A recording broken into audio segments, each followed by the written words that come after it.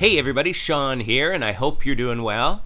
Today we'll look at a 2-minute clip with Kat Kerr's extensive knowledge about heaven, having pink unicorns, and some other stuff. Then we're going to do a quick Bible study on unicorns in the Bible after that. Jen says you had a little girl write in. I think it was, I don't know how old she was, and you had some questions from her that you wanted to address. Yeah, look at her cute little, this is her cute little stationery. Can you see it? Look at it. What's her name, by the way? Danielle or Daniela? Her name is Daniela, and she's 10 years old. And Okay. I think we should have at least one question from a child, Steve, every single Wednesday, because they have the best questions, okay? They do. Yeah, we'll do that. So she asked 3. I'm going to put them all into one. This is all about heaven. She wants to know if unicorns are in heaven. She wants to know if there are pink ones. I love this question. And she wants to know if heaven has beaches. And so, Daniela, you're going to be so excited to find out that creatures, what we would call animals here on earth, are called creatures in heaven, are every color in the rainbow. You will be amazed. I literally have seen unicorns in heaven. And if you get an old Bible, the King James Bible, they're mentioned 9 times, the unicorn. God even talks about his own unicorn in the Bible. I think Psalms 29 is one of them. I'm trying to remember what the other ones. But I know for sure, I think probably Psalms 29. But if you get a King James Version and you search for unicorns in the King James Version, you'll see 9 times he's mentioned it. And so they are in heaven. They definitely have pink ones in heaven.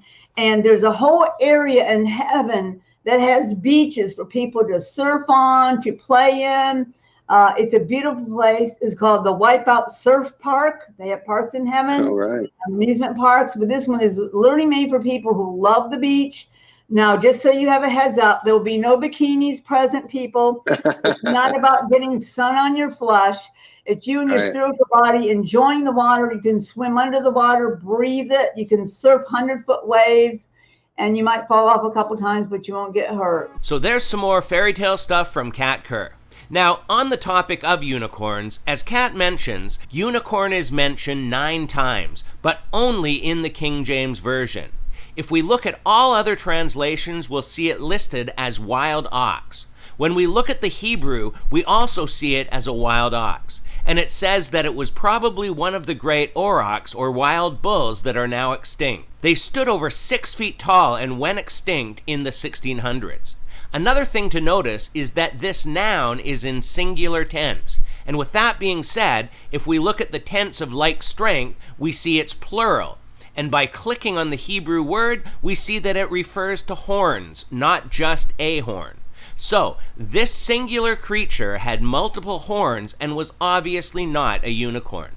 I like the King James Version, but this is just one more reason why it shouldn't be the only version we use. The original Hebrew is the word re'am, which was translated monokeros in the Septuagint and unicorns in the Latin Vulgate. Exactly what creature it was is not known, but what we do know is that it had more than one horn and was definitely not the mythological unicorn we see in fairy tales and fantasy movies. We'll leave it here for today, but as always, leave your thoughts and comments below, and until next time, take care and God bless.